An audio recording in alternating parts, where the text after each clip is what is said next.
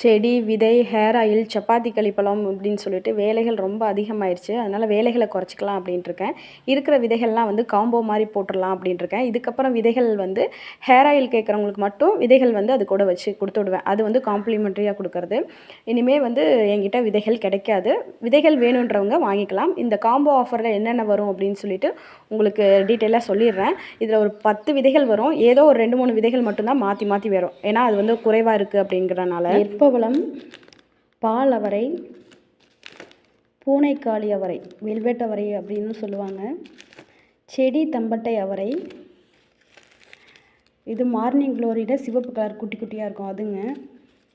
இது தித்தோனியா, Mexican sunflower அப்படின்னு கூட சொல்லுவாங்க அது.